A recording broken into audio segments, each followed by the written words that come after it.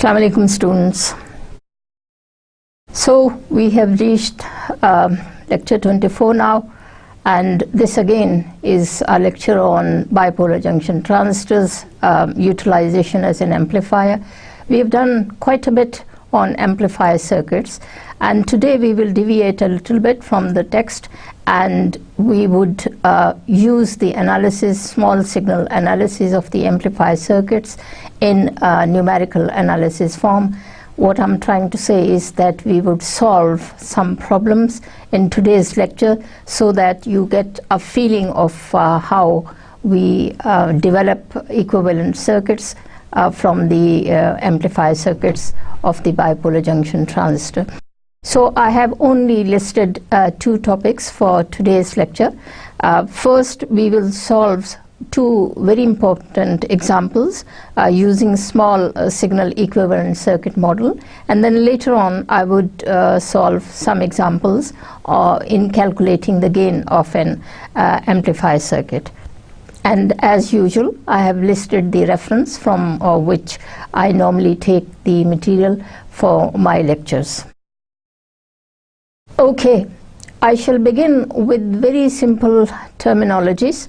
That is the utilization of the small signal circuit models makes the transistor analysis very easy and simple for us. That is, we learn how to operate an amplifier in a given manner, and to do so, first we have to determine, of course, as I mentioned in my 2 or 3 previous lectures, that is the most important task in analyzing any circuit model for the transistor is the operation of the transistor itself, and that starts with the first diode, the input diode being forward biased, and the output diode, that is the collector base junction, being reverse biased. That is the normal operation of a transistor anyway.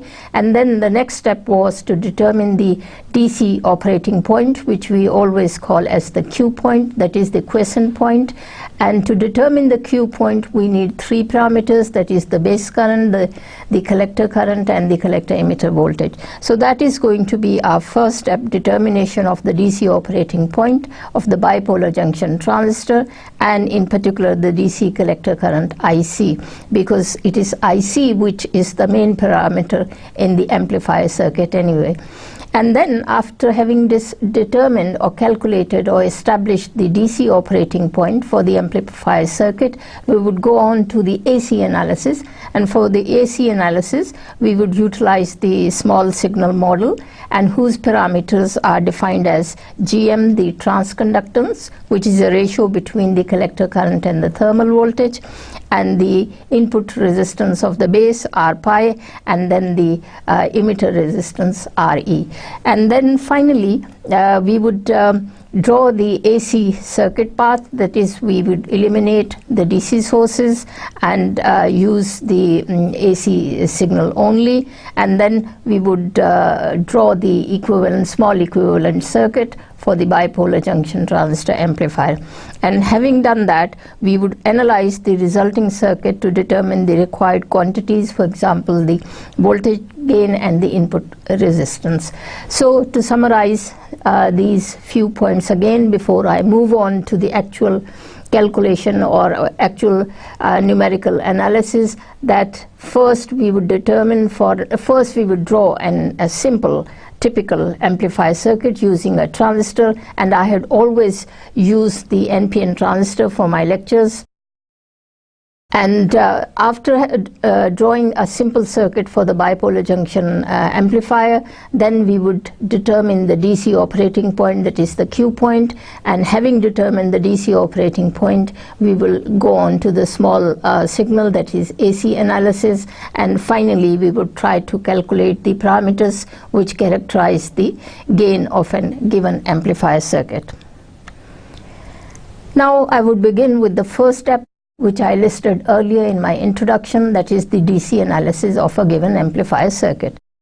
We have to remember the 2 points which we have been talking about all along in our discussion of the use of a bipolar junction transistor, that is emitter base junction although it is forward biased, yet there is a voltage drop of 0.7 volts across the forward bias emitter base junction. I normally use silicon as a reference material, so it is an NPN transistor and silicon material. So the first point is that using the constant voltage drop model, the emitter base, across the emitter base junction, there would be a voltage drop of 0.7 volt.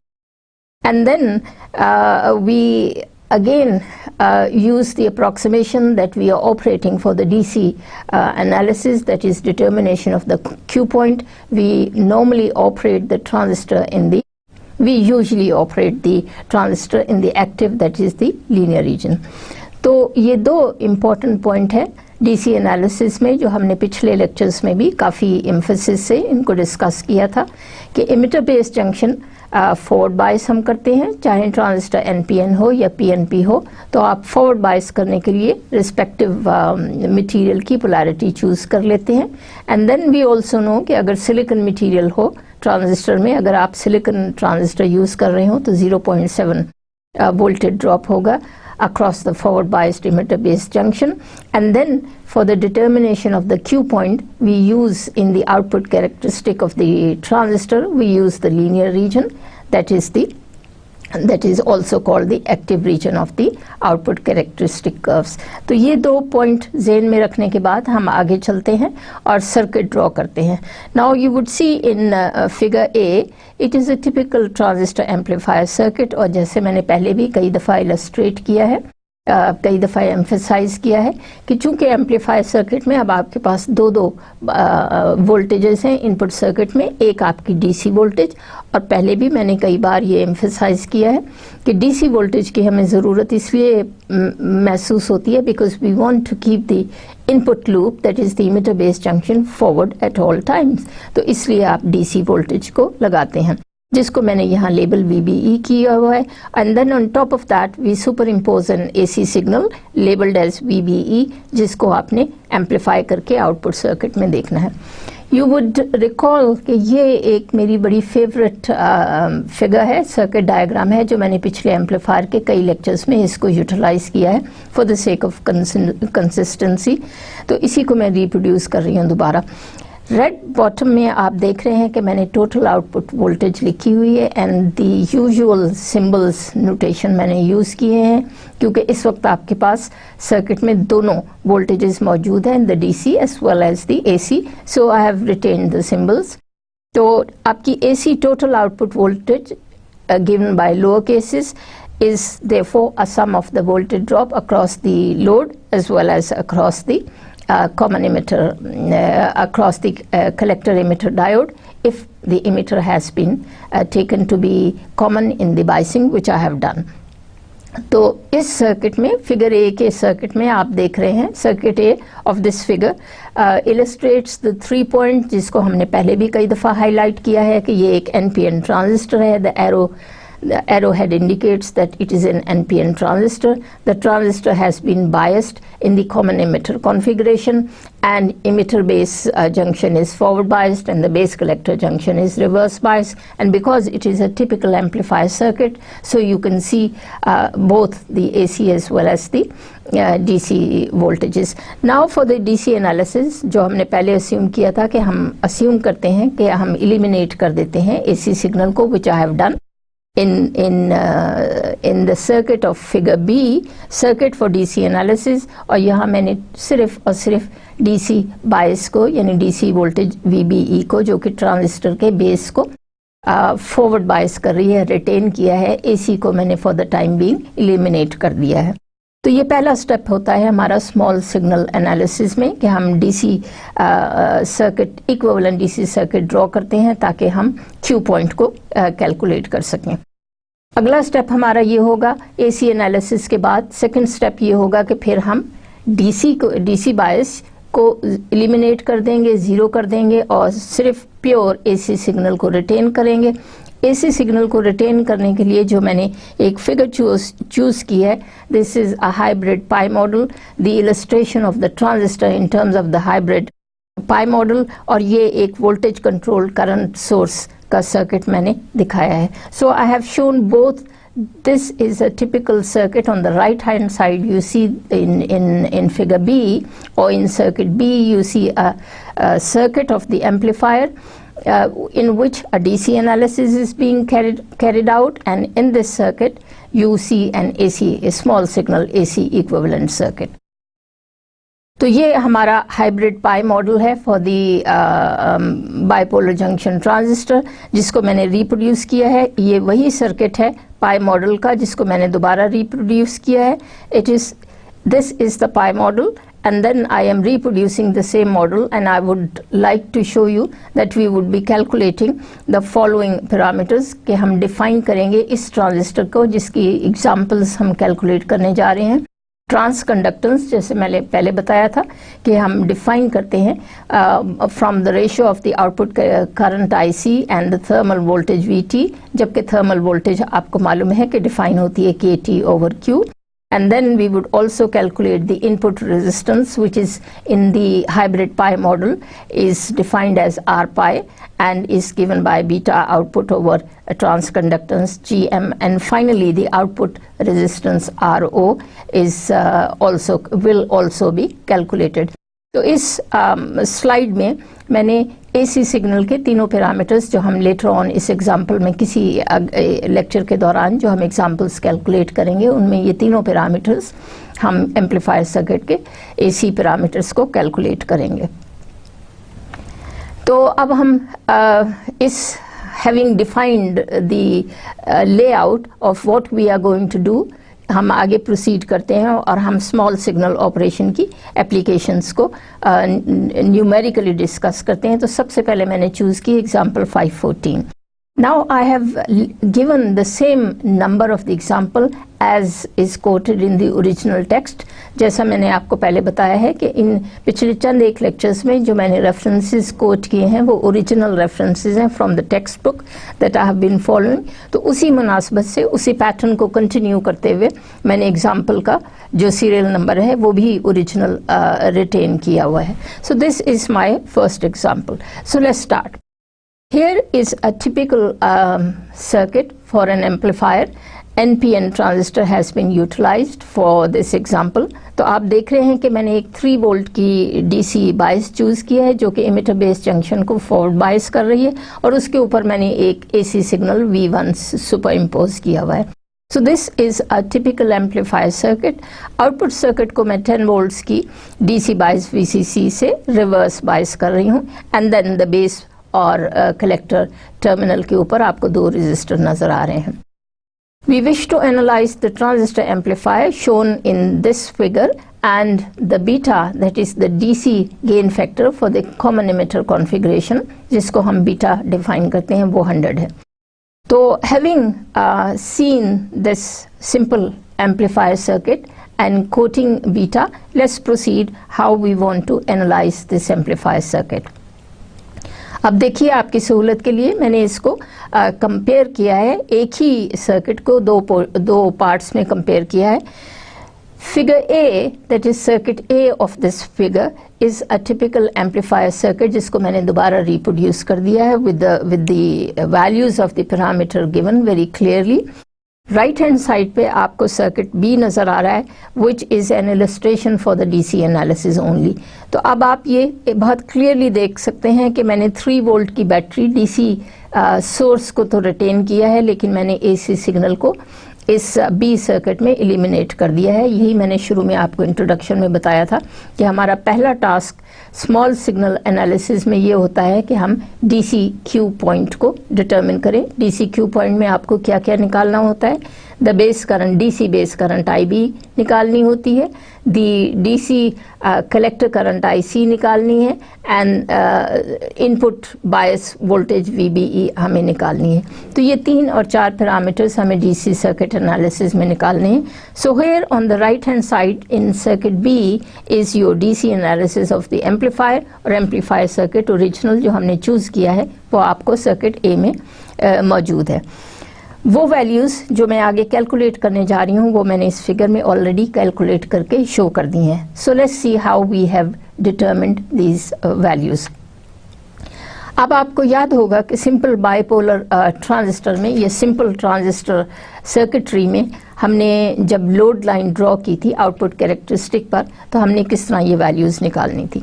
तो मैं step by step चलती हूँ ताकि आपको इस, सबसे पहले हम डीसी एनालिसिस को मुकम्मल करेंगे, डीसी एनालिसिस के बाद हम फिर एसी एनालिसिस पे आ जाएंगे। So in my step 1, first we have to determine the Q value. Let me explain what is the Q value. हमने क्या किया था पिछले कई लेक्चर्स में कि हमने एक आउटपुट कैरेक्टरिस्टिक कर्व ड्रॉ की थी ट्रांजिस्टर की, which is a curve between the collector current IC on the y axis and x axis पे हम collector emitter voltage VCE draw करते हैं। Why collector emitter? Because we have taken the emitter, we have biased the transistor in such a way that emitter is the common. So it's a common emitter configuration. Therefore the output voltage will be VCE along this axis and IC along this axis. अब हम मुख्तलिफ IB values के लिए जब हम output curves draw करते हैं, उसके बाद हम एक लोड लाइन ड्रॉ करते हैं, तो जहाँ पे इंटरसेक्ट करती हैं output curves in the active region, in the linear region, the intersection with the load line is known as the Q point, और Q point हमें क्या देती है? Q value. So let's start with the determination of this Q point first.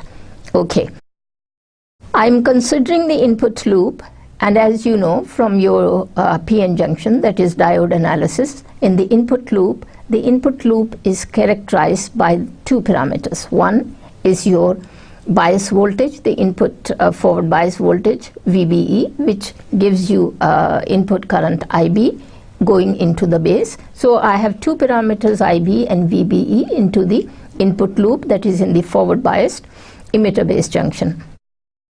To calculate that, I would apply the simple Kirchhoff law. That is, the total voltage VBE is being divided between the voltage drop across the emitter base forward bias junction and across the resistance that I had called as RB in your original circuit. So let me go back again to show you this circuit. Let's look at the circuit of B.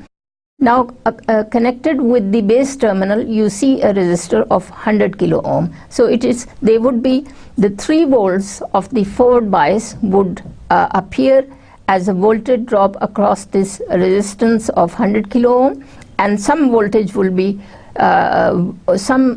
voltage drop will take place between the base and emitter junction, and that already we had specified. If it is a silicon junction, it would be 0.7 volt. तो ये दोनों चीज़ें आपको इस circuit of B में नज़र आ रही हैं। तो let's go back to our calculation again.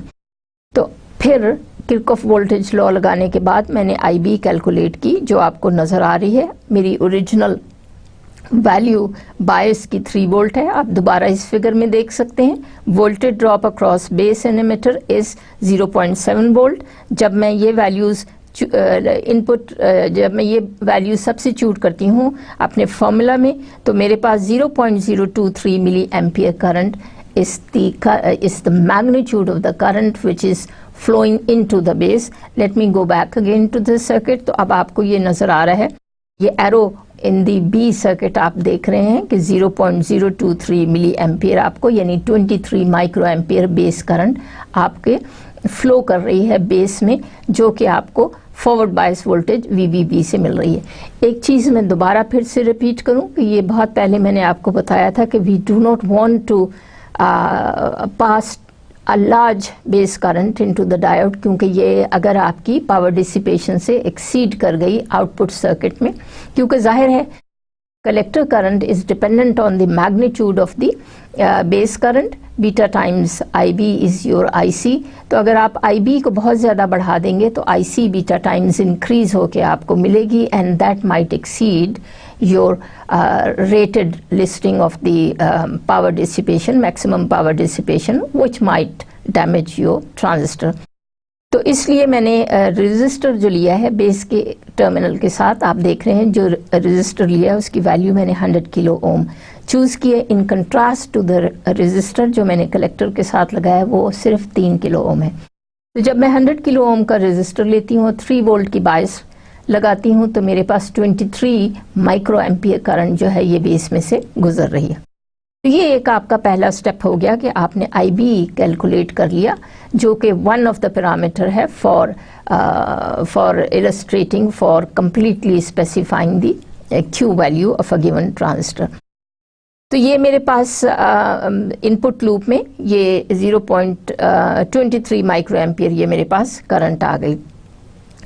अब मैं VBE निकाल लेती हूँ। अब मैं अगला स्टेप चलती हूँ जिसमें कि मैं आउटपुट लूप को कंसिडर करती हूँ, क्योंकि आउटपुट लूप में अब मुझे दो पैरामीटर्स फिर चाहिए हैं।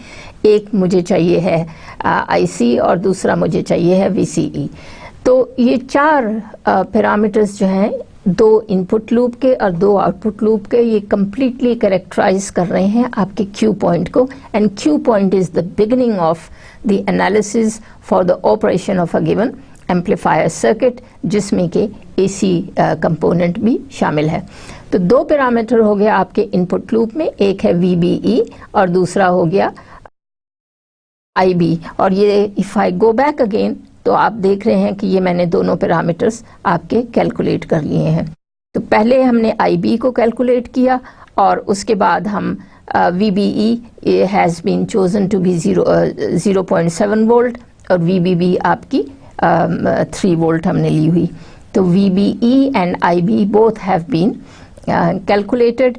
एंड स्टेप 2 में अब हम बकिया दो पैरामीटर जो कि हम आउटपुट यानी reverse bias junction between base and collector या कलेक्टर इमिटर जंक्शन के दरमियान जो रिवर्स बायस आपने लगाई हुई है आउटपुट लूप में, अब हम वो दो पैरामीटर कैलकुलेट करेंगे।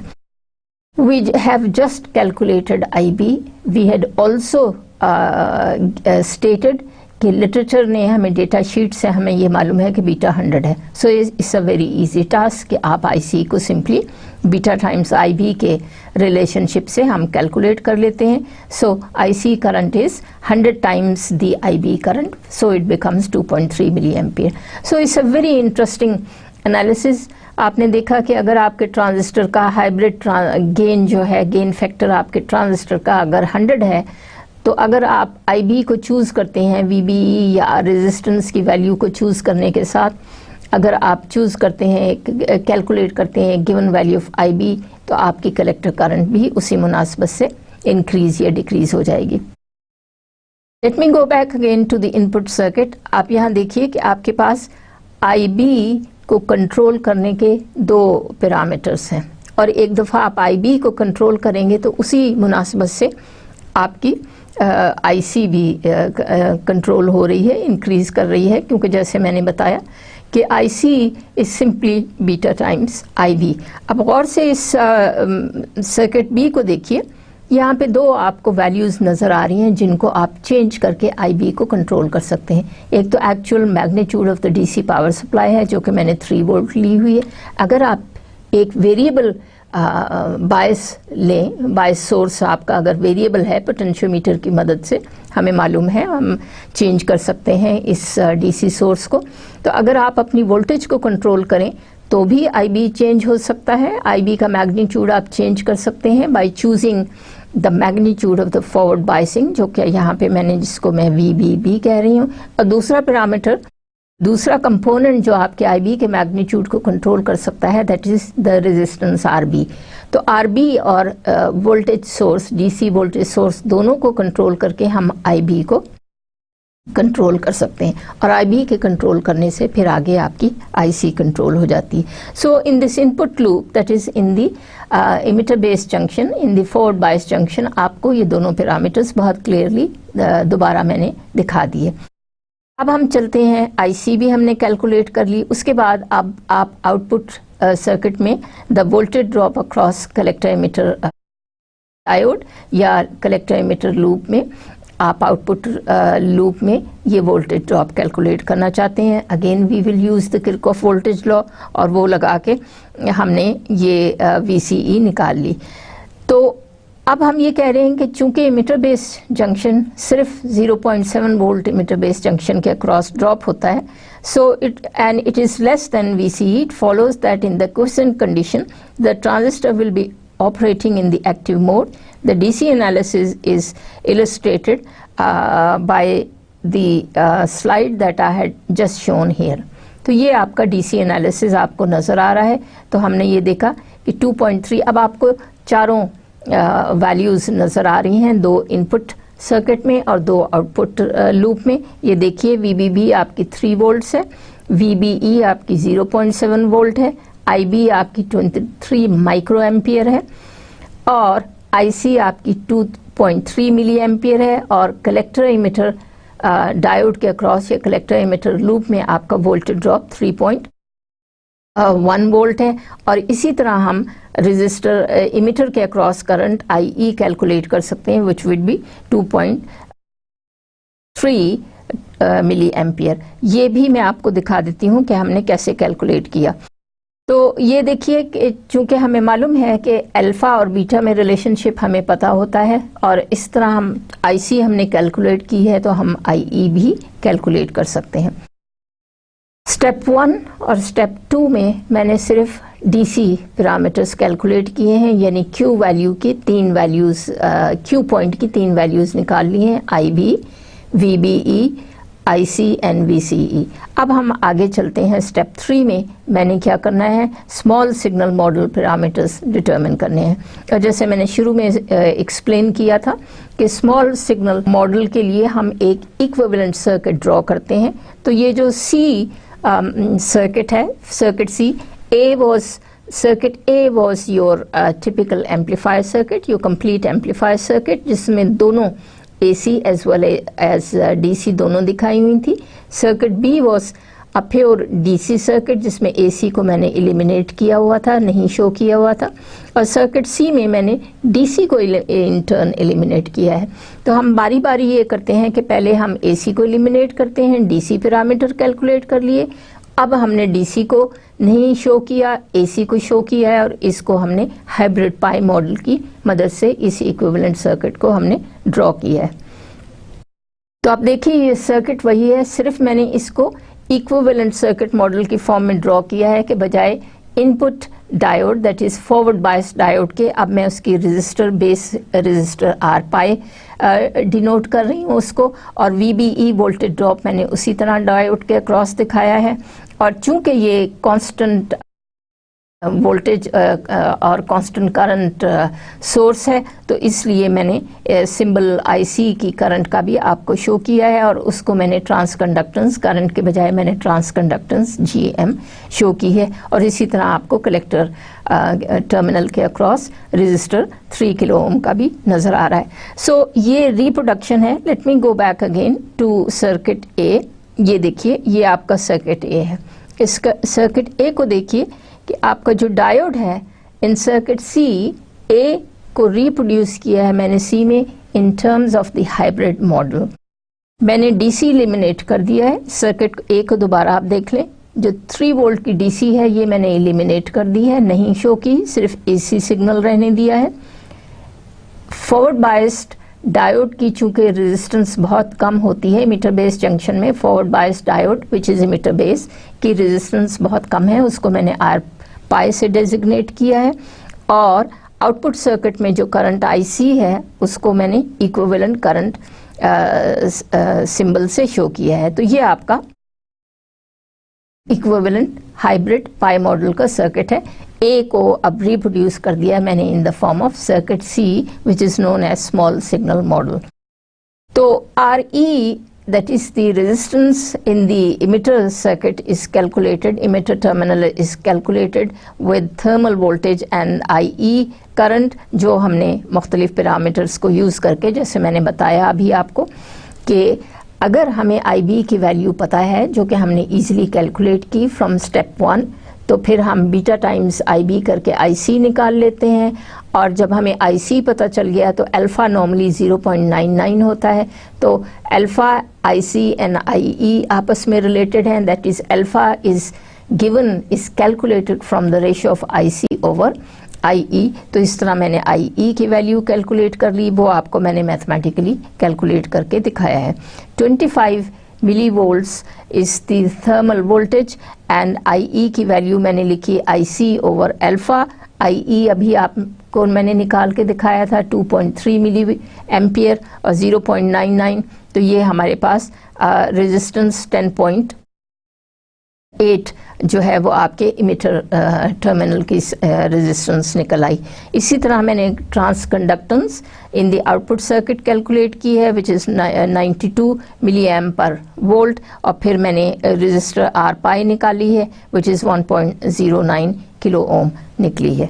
तो ये तीनों वैल्यूज़ जो हैं ये r e r transconductance value g m and r pi, ये 3 पैरामीटर्स हैं जो small signal AC parameter, small signal AC parameter कहते हैं। इसके बरक्स जो पहले हमने 3 पैरामीटर निकाले थे आईबी, आईसी एंड वीसीई, वो डीसी पैरामीटर कहलाते हैं। तो हमारे पास सेट ऑफ 6 वैल्यूज़ निकल आई, 3 डीसी एनालिसिस से एम्पलीफायर सर्किट की, उसी एम्पलीफायर सर्किट की अब हमने 3 स्मॉल सिग्नल एसी पैरामीटर्स भी निकाल लिए। तो अब मैं थोड़ी सी आपको समरी बताऊं कि एग्जाम्पल 514 जिसको अभी मैंने 2 स्टेप्स में 3 स्टेप्स में कैलकुलेट किया। पहले में हमने क्यू पॉइंट निकाला इनपुट लूप, दूसरे में अगेन हमने आउटपुट लूप का क्यू पॉइंट निकाला, और तीसरे में हमने एसी एनालिसिस का निकाला। To carry out the small signal analysis it is equally convenient to employ either of the 2 hybrid pi equivalent circuit models और फिगर 551। ये फिगर 551 एक टिपिकल एग्जाम्पल है जो मैंने आज के लेक्चर में एग्जाम्पल में चूज़ की है। Figure 551 is the same amplifier circuit जो जिससे कि मैंने आज का लेक्चर अपना स्टार्ट किया। आपको पिछले लेक्चर में याद होगा मैंने एम्पलीफायर सर्किट के 2 मॉडल्स आपको दिखाए थे। one was called the hybrid pi model and the other was called the T model। तो it doesn't matter कि आप स्मॉल सिग्नल AC एनालिसिस के लिए T मॉडल चूज़ करें या हाइब्रिड पाई मॉडल चूज़ करें। इस पर्टिकुलर एग्जाम्पल में मैंने हाइब्रिड पाई मॉडल को यूज़ किया है। Using the first results in the amplifier equivalent circuit given in figure this, note that no DC quantities are included in this equivalent circuit। इस point का मतलब let me explain once again। इस circuit को आप देखिए, यहाँ मैंने कोई DC वैल्यूज़ को DC एनालिसिस की किसी भी वैल्यू को यूज़ नहीं किया है, मैंने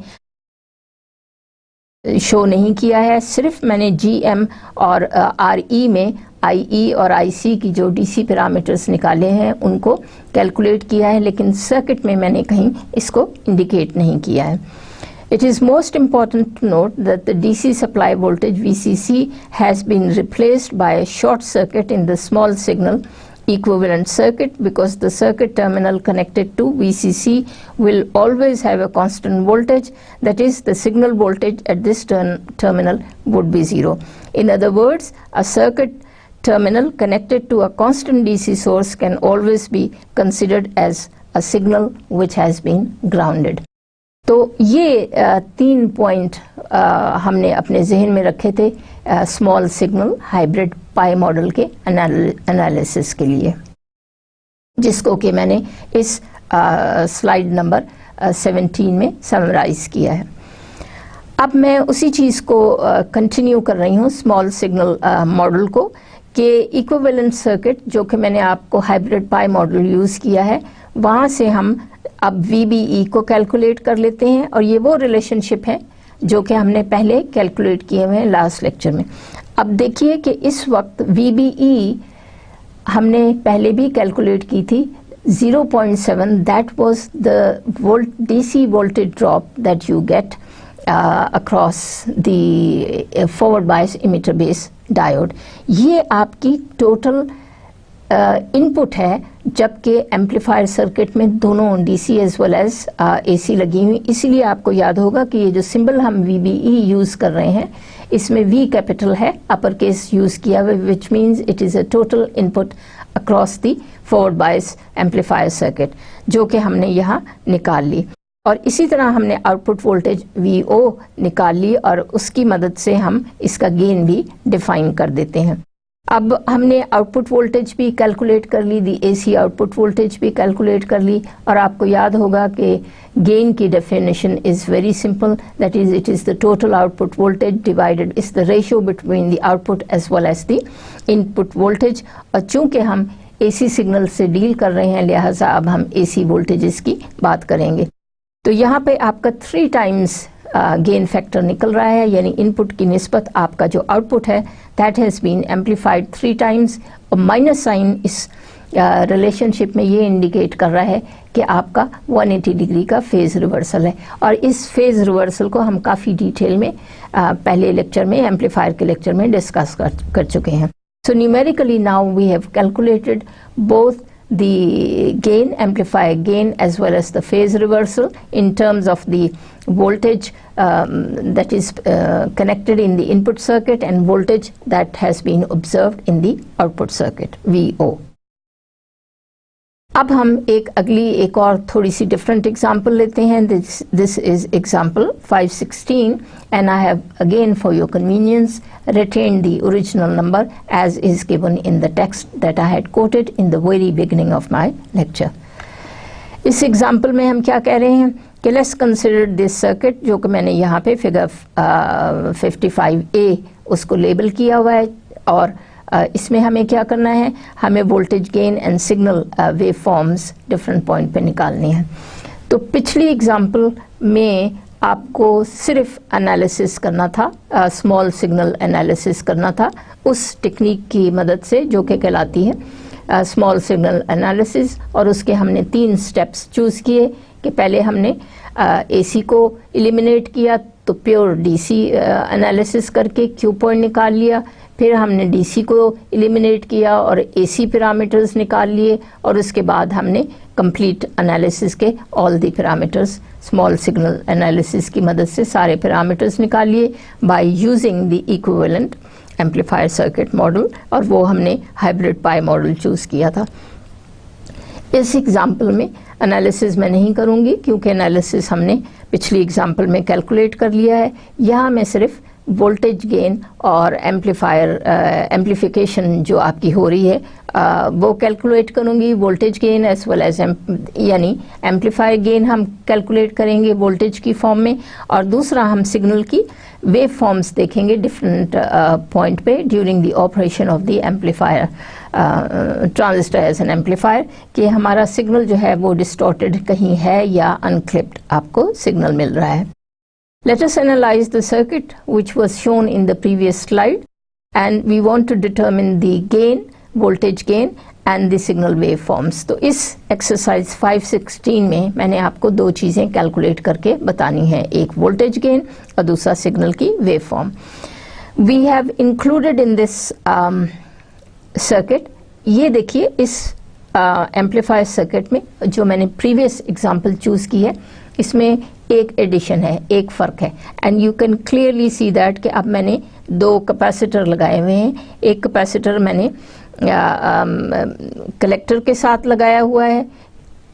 एक और चीज़ आप देख रहे हैं कि ये पीएनपी ट्रांजिस्टर है और इसमें मैंने बेस को ग्राउंड किया हुआ है। पिछली एग्जांपल में it was a common emitter configuration, यानी बायस हमने इस अंदाज से की थी कि emitter was common between the emitter base bias and the base emitter bias, between the collector and base bias emitter was common, और एक NPN transistor को choose किया था। यहाँ देखिए the arrowhead indicates it is a PNP transistor and it has been biased in the common base configuration।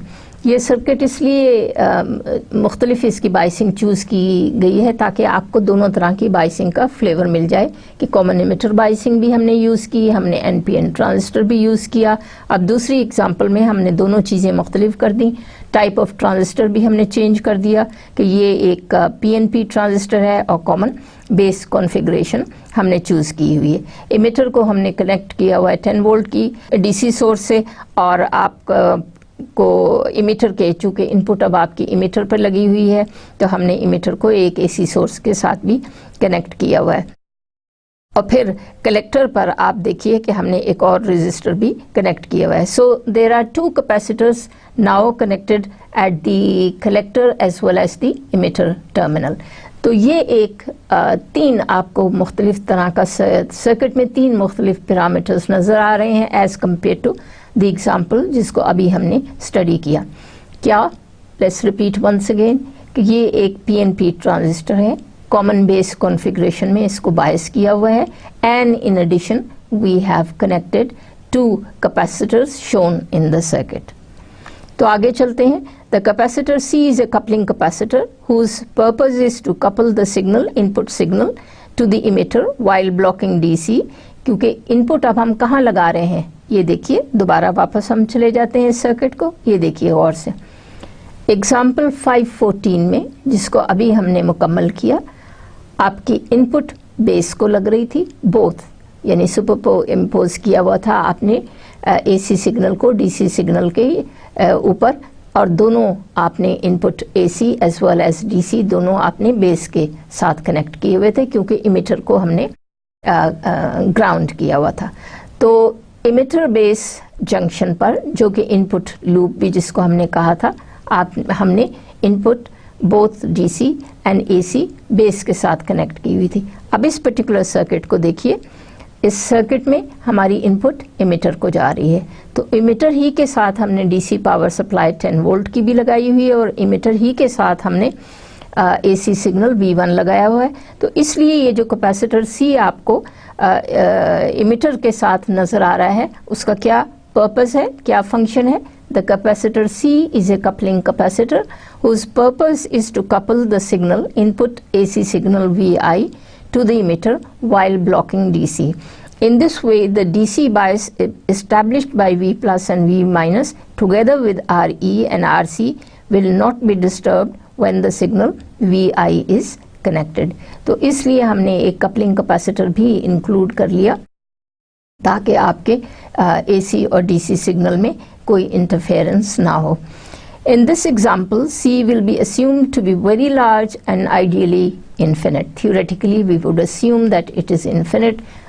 What I'm trying to say is, let's choose a very large value of the coupling capacitor C connected at the emitter as well as the collector terminals. And then similarly, another very large capacitor is used to couple the output signal to other parts of the system. तो हमने दो capacitors choose कर लिए हैं इस circuit में. अब दोबारा से मैंने रीड्रॉ की है वही एग्जांपल, ताकि बार बार हमें स्लाइड्स बैकवर्ड ना जाना पड़े.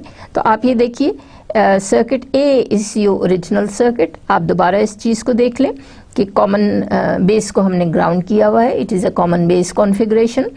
इमिटर को हमने बायस किया हुआ है 10 volts DC as well as an AC signal, and capacitor has been included in the input circuit, ताकि आप in the emitter based circuit, ताकि आपकी DC और AC की में सेपरेशन रहे. और B में B circuit B indicates your DC analysis. तो DC एनालिसिस का हमारा वही पुरानी डेफिनेशन है कि आप AC को इग्नोर कर दें, एलिमिनेट कर दें, शॉर्ट सर्किट कर दें, और सिर्फ pure DC circuit DC biases को रहने दें सर्किट में. तो हम क्या देख रहे हैं कि आपका since it is silicon PNP transistor, 0.7 का वोल्टेज ड्रॉप आपका हो रहा है इमिटर बेस जंक्शन के अक्रॉस. तो बाकी पैरामीटर्स फिर उसी तरह कैलकुलेट करते हैं जैसे पहले हमने एग्जाम्पल में किया था. तो उनकी वैल्यूज़ मैंने लिस्ट कर दी हैं, लेकिन मैंने दोबारा आपको कैलकुलेट करके नहीं दिखाया, क्योंकि आप DC एनालिसिस को एग्जाम्पल 514 में बहुत अच्छी तरह समझ चुके हैं. Let's move on to let's try to understand the circuit of figure C and circuit of figure D. Small signal model is indicated by circuit C, जहाँ मैंने ब्लू बॉक्स में आपको रिप्लेस किया है डायोड को, और उसका मैंने small signal analysis perform directly on the circuit has been indicated by the circuit of figure D. तो यहाँ मैंने दो AC वैल्यूज़ IE और V आउटपुट को कैलकुलेट किया है, और उनकी वैल्यूज़ मैंने लिस्ट कर दी हैं. तो ये आपको एक डिफरेंट टाइप का एनालिसिस है, जिसमें हमें अब वोल्टेज गेन कैलकुलेट करनी है, और साथ में वेव फॉर्म को भी स्टडी करना है. तो इसका सोल्यूशन के लिए हम इस तरह प्रोसीड करते हैं कि पहले हम DC ऑपरेटिंग पॉइंट निकालते हैं, जैसा कि हमने पहले 514 में एग्जांपल किया था. लेकिन मैं फिर भी इसको रिपीट इसलिए कर रही हूँ कि वहाँ हमने चूँकि IB कैलकुलेट किया था, लेकिन इस एग्जांपल में बेस चूँकि ग्राउंडेड है, बेस कॉमन है, तो अब IE is a good parameter and IC is a good parameter, तो हम फिर उसी तरह कैलकुलेट कर सकते हैं. Again my first line indicates that you are dealing with the voltage Kirchhoff voltage law. तो total voltage drop 10 volts जो कि आपने emitter पर कनेक्ट किए हुए हैं, देखिए आप मैथमेटिक्स में उसका voltage drop across the diode as well as a resistor connected at emitter terminal पे हो रहा है, तो उस वही चीज़ हमने लगा के 0.93 मिली एम्पियर की करंट आपके चल रही है emitter टर्मिनल के थ्रू। और डायरेक्शंस जो हैं वो बैटरी की पोलैरिटी की मदद से आपको एरो हेड इंडिकेट कर रहा है कि ये इमिटर करंट किस डायरेक्शन में फ्लो कर रही है। Okay, since it's a PNP diode, so you can see from emitter to base and then from base to collector आपकी करंट लूप में इस तरह फ्लो कर रही है।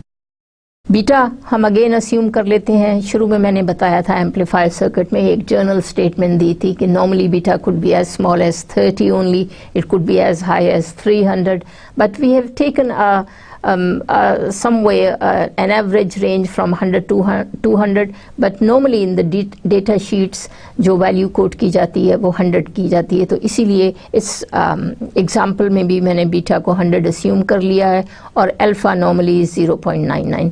अल्फ़ा कभी भी in very good, in ideal conditions alpha approaches 1 but normally is less than 1। क्यों? उसकी फिज़िकल रीजनिंग मैंने आपको बताई थी कि इमिटर से जितने कैरियर्स चलते हैं वो कभी भी कलेक्टर तक सारे नहीं पहुंचते, क्योंकि बेस में कुछ रिकम्बाइन हो जाते हैं, लिहाजा आपकी total collector current would always be less than the current which originates from the emitter. तो कुछ थोड़ा बहुत लॉस ज़रूर होता है, let's say that loss is very very small, तो इसलिए alpha does not approach 1। Normal ये एवरेज वैल्यू इसकी हम 0.99 लेते हैं।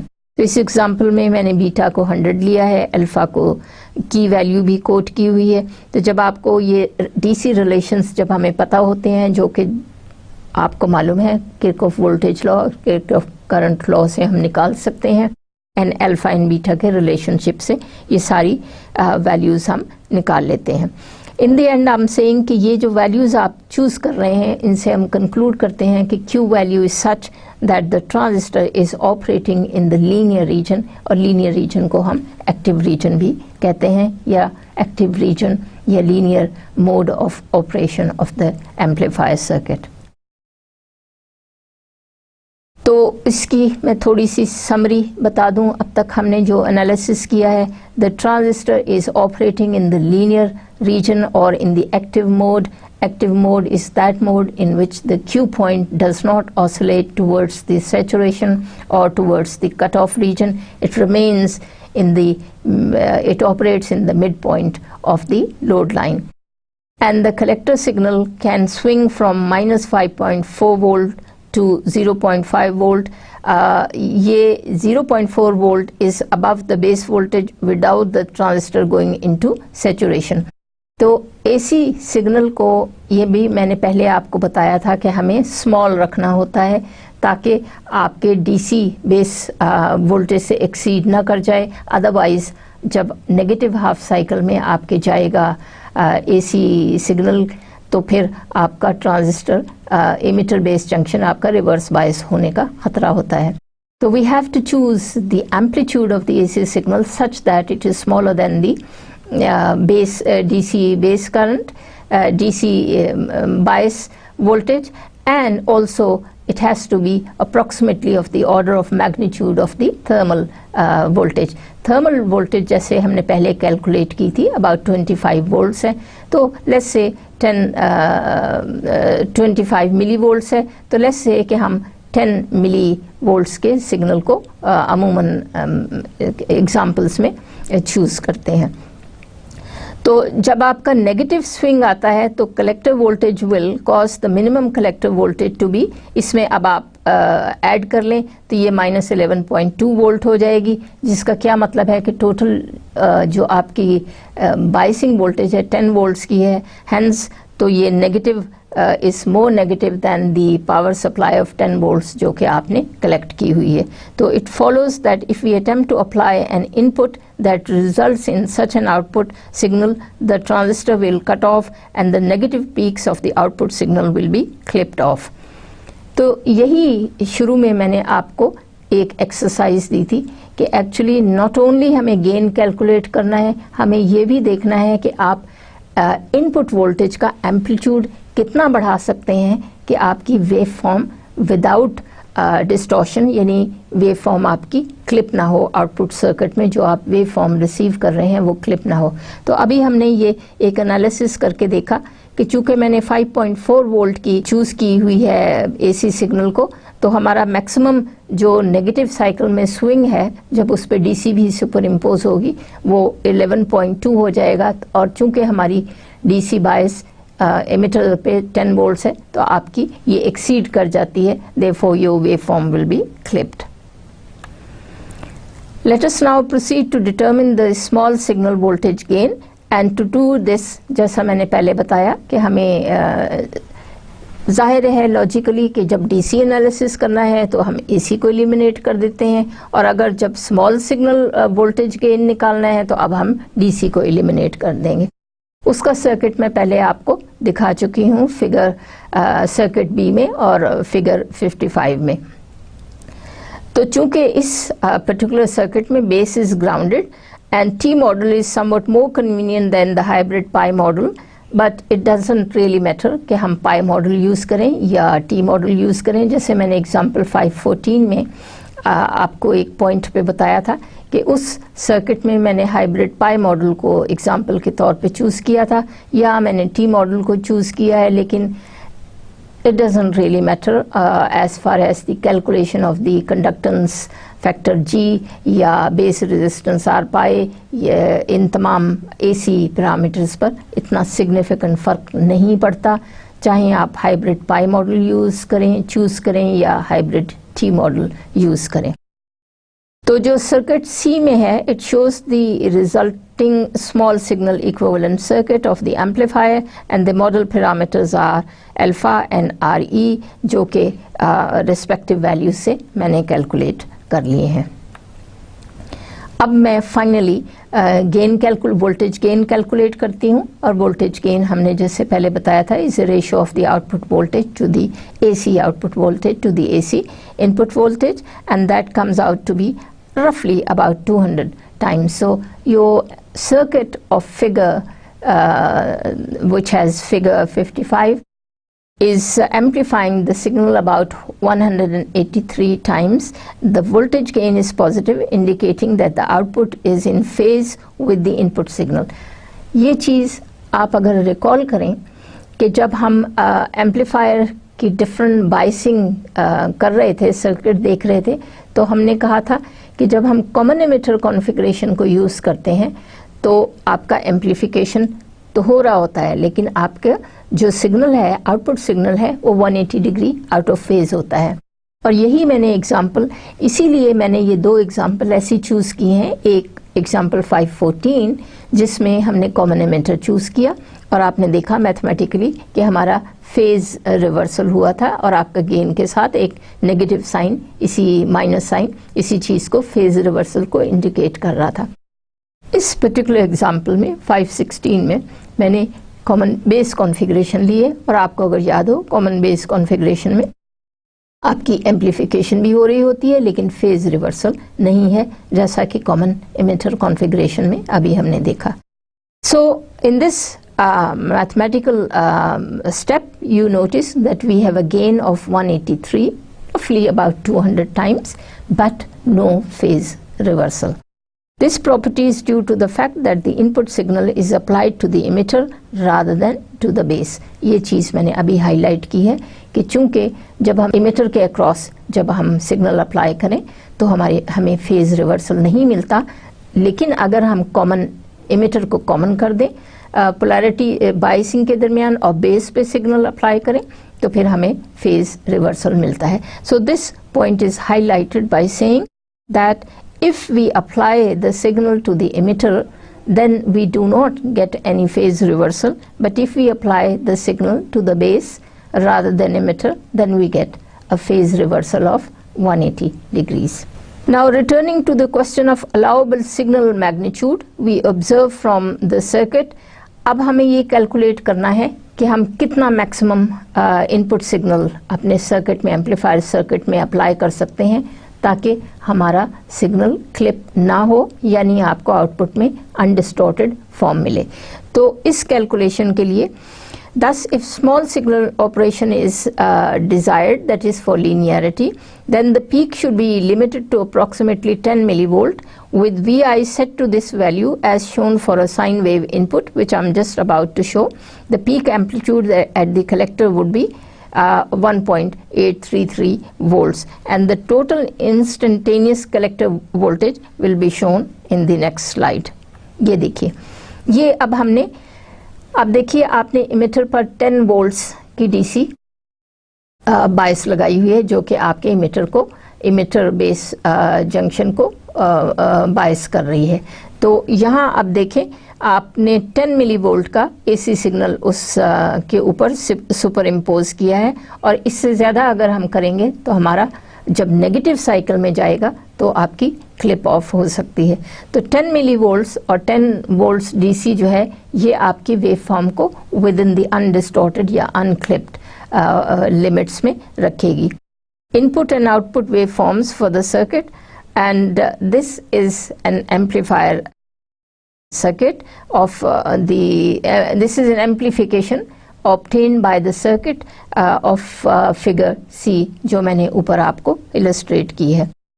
तो इसमें जो कलेक्टर और बेस के दरमियान जो आपकी, क्योंकि बेस को हमने कॉमन किया हुआ है, जो वोल्टेज ड्रॉप हो रहा है दस -5.4 वोल्ट्स, और इसके जो एवरेज जो आपकी पीक आउटपुट वोल्टेज आ रही है कलेक्टर के ऊपर, वो आपको 1.8 वोल्ट्स मिल रही है एम्पलीफाई होके, जबकि आपने इनपुट दी थी 10 मिली वोल्ट से, अब वो एम्पलीफाई होके 1.8, अभी मैंने 183 का गेन फैक्टर निकाला था। तो ये आपका एम्पलीफाइड सिग्नल नीचे दिखाया है और इनपुट सिग्नल आपका ऊपर दिखाया है।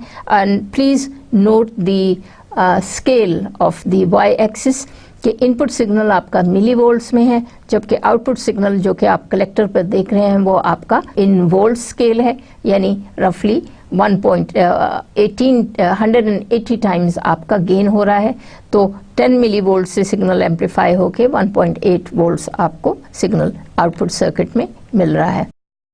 ये दो एग्जाम्पल्स दैट इज 514 एंड 516 को इस लेक्चर में सॉल्व करने के बाद, जिसमें हमने different aspects of transistor analysis देखे कि हमने क्यू पॉइंट को निकालना सीखा, फिर उसके बाद हमने स्मॉल सिग्नल एनालिसिस निकालना सीखा। स्मॉल सिग्नल एनालिसिस में टू रीइटरेट वंस अगेन कि हम डिफाइन करते हैं इनपुट यानी बेस की रेजिस्टेंस को, इमिटर की रेजिस्टेंस को, एंड कलेक्टर पर ट्रांस कंडक्टेंस को। So transconductance, the base resistance r pi, the emitter resistance r e, ये तीन पैरामीटर्स जो हैं ये एसी स्मॉल सिग्नल पैरामीटर्स कहलाते हैं।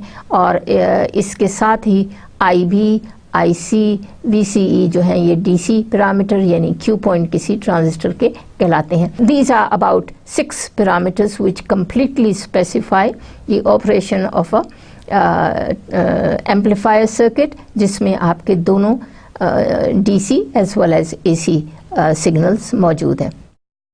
अब मैं आ जाती हूँ कुछ एक्सरसाइजेस पे, जो मैं आपकी अपनी एज अ होमवर्क आप इसको अटेम्प्ट कीजिए बिल्कुल उसी फैशन पे जिस तरह हमने आज के लेक्चर में दो एग्जांपल्स को डिटेल में न्यूमेरिकली कैलकुलेट किया और उनको अच्छी तरह समझा।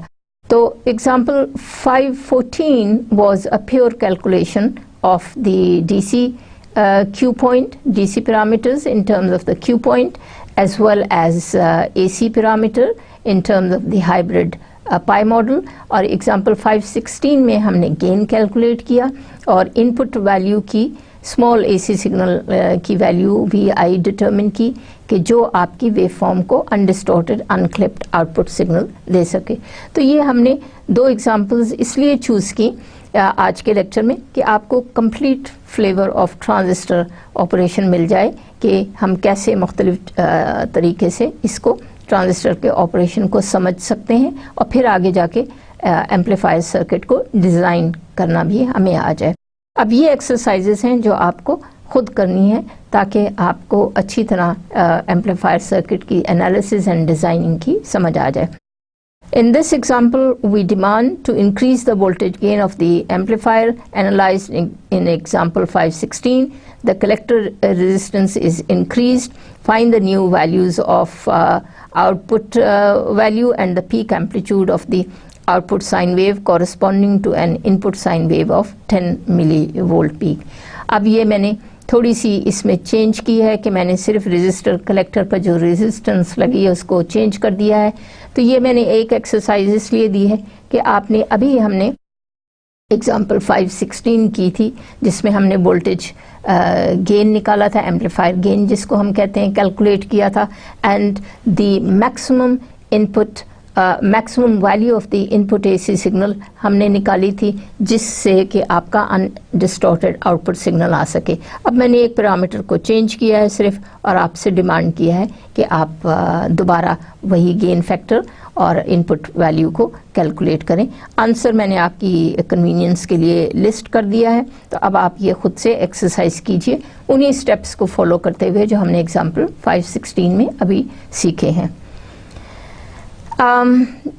Now I would move on to a topic which we had done much earlier, और वो है we are going back now to perhaps lecture number 20.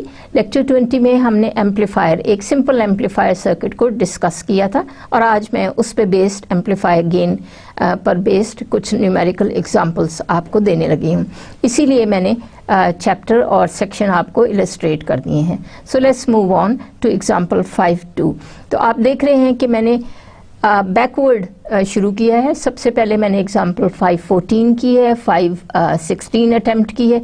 Now I am going back to example 5.2, वो इसलिए कि I wanted to maintain the continuity of the small signal operation, और चूंकि आज का मेरा पूरा लेक्चर डिवोटेड है सिर्फ न्यूमेरिकल एग्जांपल्स पर, तो इसलिए मैं एम्पलीफायर गेन की भी आपको कुछ एग्जांपल कैलकुलेट करके दे दूं ताकि आपको न्यूमेरिकल एनालिसिस की थोड़ी सी प्रैक्टिस हो जाए।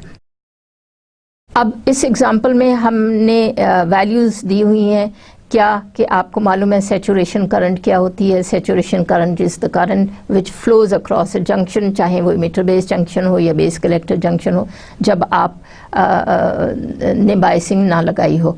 अब जब हम ट्रांजिस्टर ऑपरेशन में या एम्पलीफायर सर्किट ऑपरेशन में इमिटर बेस जंक्शन को तो फॉरवर्ड बायस कर देते हैं, लेकिन बेस कलेक्टर जंक्शन को, यानी जो आपका दूसरा जंक्शन है आउटपुट लूप में, उस जंक्शन को हम बायस नहीं करते, हम फॉरवर्ड बायस नहीं करते बल्कि रिवर्स बायस करते हैं।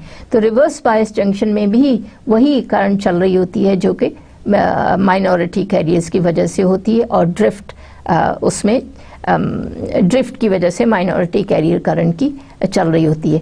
तो generally in electronics language this in engineering language it is called the saturation current IS, और आप देखिए कि इसका मैग्नीट्यूड कितना कम है, 10 to the power -15 M only.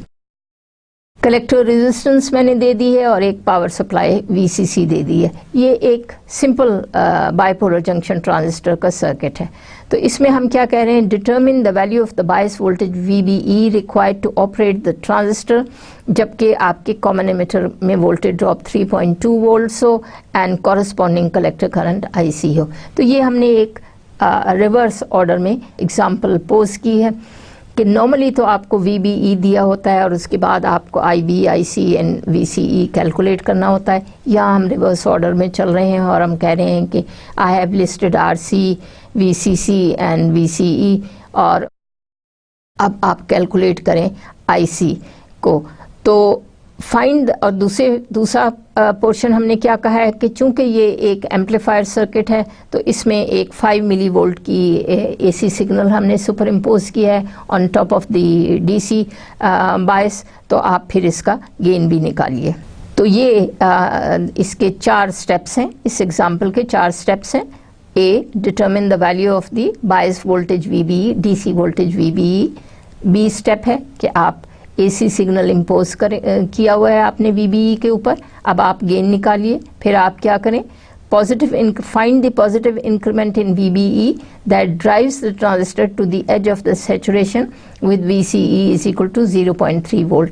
ये आपने मैक्सिमम वैल्यू निकालनी है जिस पे कि क्यू पॉइंट सेचुरेशन की तरफ, यानी जब आपका सिग्नल कट ऑफ होना शुरू हो जाए, पॉजिटिव साइकिल में आपका सिग्नल कट ऑफ होना शुरू हो जाए, वो उस वक्त कट ऑफ होता है जब आपका क्यू पॉइंट सेचुरेशन की तरफ स्विंग कर जाता है. And then we have to find the negative increment in VBE that drives the transistor to within 1% of the cutoff value, that is of this value. तो हमने ये देखना है कि मैक्सिमम आपका AC सिग्नल कितना हो सकता है कि ना तो आप सैचुरेशन में जाएं और ना आप कट ऑफ रीजन में, यानी नेगेटिव पीक आपकी कट ऑफ हो, ना आपकी पॉजिटिव पीक कट ऑफ हो. अब इसका सोल्यूशन हम निकाल लेते हैं. तो जैसे मैंने कहा कि सबसे पहले हम ट्रांजिस्टर के, चूंकि ये एम्पलीफायर सर्किट है, इसमें दोनों डीसी पैरामीटर्स भी mौजूद हैं और एसी पैरामीटर्स भी मौजूद हैं. तो पहले हम डीसी पैरामीटर्स को कैलकुलेट कर लेते हैं. और डीसी पैरामीटर्स के लिए हमें मालूम है कि इनपुट लूप में भी और आउटपुट लूप में भी हम Kirchhoff voltage law as well as Kirchhoff current law लगा लेते हैं. तो पहले मैं डीसी वोल्टेज को, VBE को डिटरमिन करने के लिए मैं आउटपुट सर्किट में मैंने ये वैल्यू लगा ली, ये किरचॉफ वोल्टेज लॉ लगा लिया. आपको मालूम है अगर आप किसी ट्रांजिस्टर के सर्किट को ड्रॉ करें अपनी नोटबुक में, तो आप देखेंगे कि आउटपुट सर्किट में जो VCC वोल्टेज आपने रिवर्स बाइसिंग के लिए लगाई हुई है, वो दो जगह पे डिवाइड हो रही है वोल्टेज ड्रॉप. एक RC लोड के अक्रॉस और दूसरा दी कलेक्टर इमिटर डायोड के अक्रॉस, बशर्ते कि आपने इमिटर को कॉमन कॉन्फ़िगरेशन में कनेक्ट किया हुआ इमिटर टर्मिनल को. तो वही किरचॉफ वोल्टेज लॉ है. ये एक इक्वेशन है, इतनी सिंपल इक्वेशन है, and has been, it is so versatile that it is used in so many numerical calculation for determining the IC and VCE, that is for determining the Q point values in the output loop of a given transistor. तो ये values substitute करके मैंने देखा कि मेरी collector current 1 milli ampere के magnitude की निकल रही है. और चूंकि मुझे मालूम है कि सैचुरेशन और कलेक्टर करंट में एक एक्सपोनेंशियल रिलेशनशिप है, एंड यू ऑल्सो नो, जैसे मैंने पहले बताया कि IC is controlled by IB and IB in turn is controlled by the voltage, DC voltage connected across the base and emitter, जिसको हम VBE कहते हैं. तो आपकी IC जो है वो एक्सपोनेंशियली राइज कर रही है with the increase of VBE. तो उसी रिलेशनशिप को मैंने रीराइट किया है और मैंने अपनी VBE को निकाल लिया है कि ये अबाउट 691 मिली वोल्ट मेरी VBE निकल आई. तो ये मैंने शुरू किया. नॉर्मली हमारा ऑपरेशन, डीसी एनालिसिस का ऑपरेशन ये होता है कि नॉर्मली आपको इनपुट लूप की वैल्यूज़ दी होती हैं. यहाँ हमें VBE नहीं दिया हुआ था, so I started off with the output loop. IC को मैंने कैलकुलेट किया, फिर IC से मैंने ये रिलेशन यूज़ किया जो आपको टॉप पे नज़र आ रहा है, और उसके बाद मैंने VBE को कैलकुलेट कर लिया. हैविंग डन दैट, अब मैं DC पैरामीटर को कैलकुलेट करने के बाद अब मैं AC पैरामीटर की कैलकुलेशन की तरफ आ जाती हूँ. So in part B now we calculate we come to the AC analysis of the amplifier circuit. और इसमें सबसे पहले मैं डिफाइन करूँगी the gain factor A. बिल्कुल उसी तरह जैसे हम DC gain factor beta define करते हैं. Beta is a ratio of the output current to input current. Output current आपकी IC होती है और इनपुट करंट अगर कॉमन इमिटर कॉन्फ़िगरेशन है तो IB है. तो beta, that is the hybrid gain factor, is IC over IB. यहाँ चूँकि हम वोल्टेज गेन निकाल रहे हैं तो obviously it is output voltage divided by input voltage, DVO output over DVI input. ये हमारी एम्प्लीफिकेशन फैक्टर है इस एम्पलीफायर सर्किट का. फिर मैं उसकी वैल्यूज़ लिख लेती हूँ और इस तरह मैंने जो गेन निकाला वो आप देख रहे हैं -272 है. तो minus sign again would indicate that there is a phase reversal, और 272 टाइम्स आपका गेन फैक्टर निकल रहा है and there is a phase reversal. तो इसके बाद फिर हम, चूँकि हमें VO आउटपुट भी निकालनी है, टोटल आउटपुट सिग्नल निकालना है, तो वो हम निकाल सकते हैं. That comes out to be 1.36 volt. तो इस स्टेप बी में आप देख रहे हैं हम simple step by step analysis करके पहले हमने वोल्टेज गेन निकाला एम्पलीफायर सर्किट का, उसके बाद हमने मैक्सिमम आउटपुट वोल्टेज निकाल ली। और आप ये देखिए कि ये total voltage, total AC voltage की बात हो रही है, क्योंकि मैंने जो सिंबल नोमेनक्लेचर या सिंबल यूज़ किए हैं वो टोटल वोल्टेज के हैं। उसके बाद पार्ट सी में हमने क्या डिमांड किया था कि हम एक इंक्रीमेंट वोल्टेज VBE, यानी आप कितनी सुपर इम्पोज कर सकते हैं, सिर्फ एसी सिग्नल, आप कितना एसी सिग्नल सुपर इम्पोज कर सकते हैं DC VBE के ऊपर, ताकि आपकी जो आउटपुट आए वो क्लिप ना हो। तो जब हम ये करते हैं तो हमने देखा कि अगर हम VCE को 0.3 वोल्ट लें तो आपकी इंक्रीमेंट कलेक्टर करंट निकल आती है, जो कि मैंने निकाली है 1.617 मिली एम्पियर। और to increase IC from 1 milliampere to this value, VBE must be increased by this 12 millivolt से उसका मैग्नीट्यूड बढ़ जाएगा। ये भी एक सिंपल रिलेशनशिप से हमने निकाला था।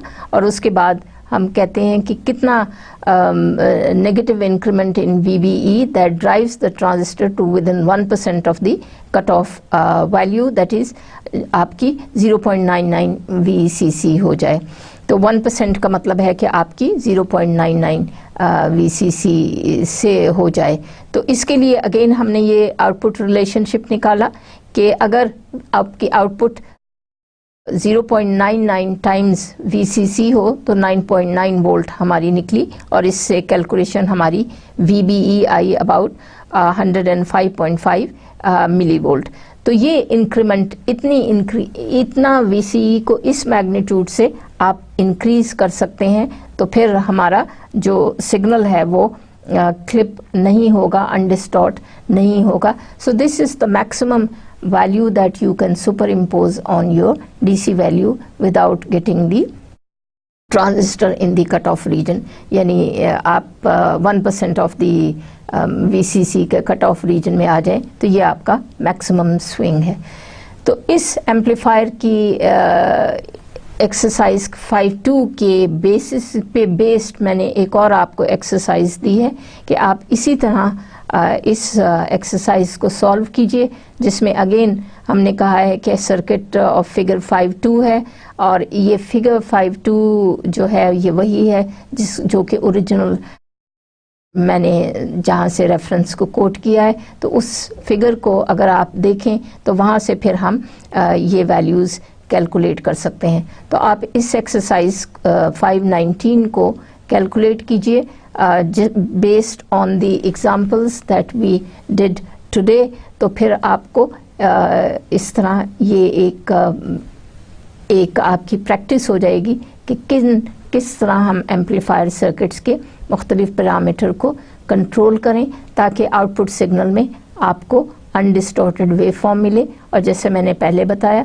कि आपके पास 3-4 पैरामीटर हैं जिनको मैनूवर करके आप अपने सिग्नल को चूज़ कर सकते हैं, यानी एम्पलीफायर सर्किट को इस तरह डिज़ाइन कर सकते हैं कि आपकी वेवफॉर्म्स अनक्लिप्ड रहें। जैसा मैंने कहा कि जितनी एग्जांपल्स आप कर सकते हैं आप कीजिए, उससे आपको प्रैक्टिस होगी, not only to analyze a given circuit but also to design a circuit in such a way that you get, चूँकि आज हम एम्पलीफायर सर्किट्स को स्टडी कर रहे हैं सिंपल एनालिसिस करके, DC सिंपल एनालिसिस करके, as well as small signal analysis करके। तो जितनी भी आप मैक्सिमम एक्सरसाइजेस कर सकते हैं आप कीजिए। That will help you in designing various circuits for simple transistors, जिसमें कि आप उसको as a current device use कर रहे हों, या as an amplifier circuit use कर रहे हों, या एज ए स्विच इस्तेमाल कर रहे हों। Here again is a typical junction transistor amplifier circuit, जिसमें कि VCC आपको दिया हुआ है और बायस वोल्टेज VCE 1 वोल्ट दिया हुआ है। यहाँ से आप गेन निकाल सकते हैं। So that's another example for simple calculation of the gain in a typical amplifier circuit shown in this figure.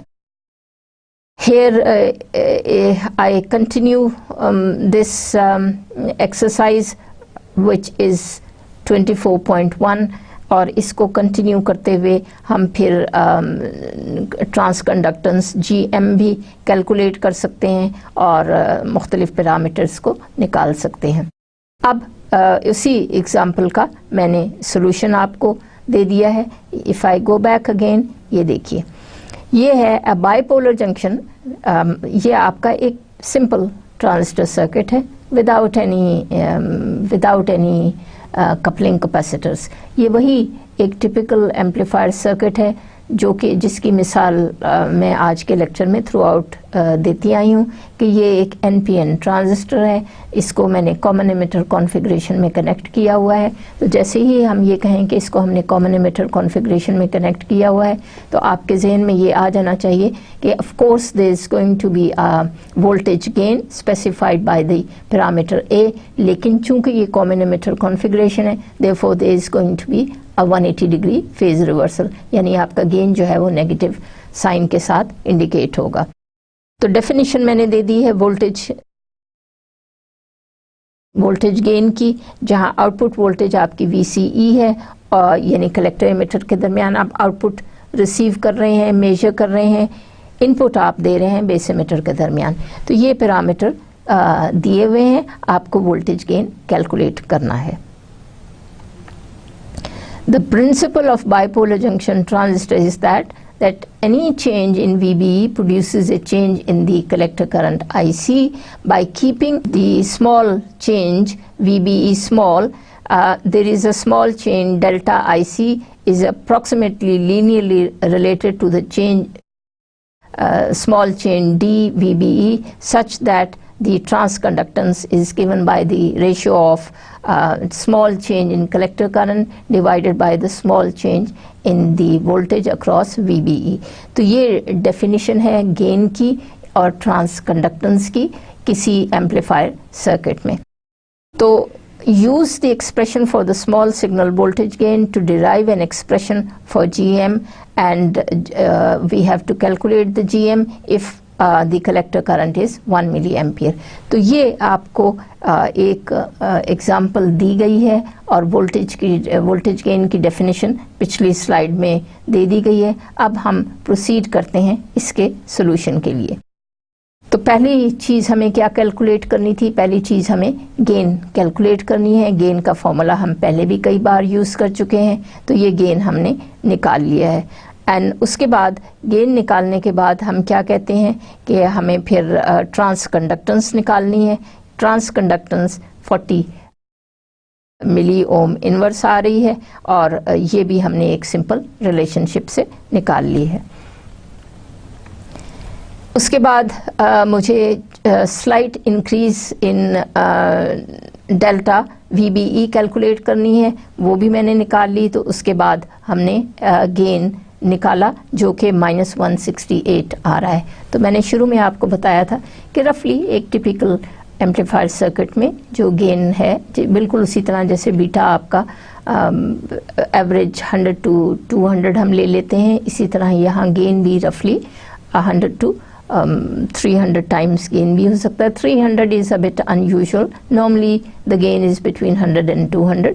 यहाँ आपका गेन -168 आ रहा है और नेगेटिव साइन इंडिकेट्स कि आपका फेज रिवर्सल है। फेज रिवर्सल क्यों है? क्योंकि हमारे सामने सर्किट मौजूद है कि ये कॉमन एमिटर कॉन्फ़िगरेशन है। That brings me to the end of this lecture, and where we tried to solve some examples in the lecture itself ताकि आपको स्मॉल सिग्नल एनालिसिस की प्रैक्टिस हो जाए। ये एक transistor itself is a very important topic। जैसे मैंने बताया कि ट्रांजिस्टर के we can utilize transistor in many different devices as a simple current device, and then we saw we covered quite a lot of material on the utilization of the transistor as an amplifier circuit, and perhaps we will continue the same topic on the amplifier in the high frequency mode in the next 1 or 2 lectures. So we will meet again to discuss the amplifier a bit further. Thank you so much, and we will meet again inshallah. Allah Hafiz.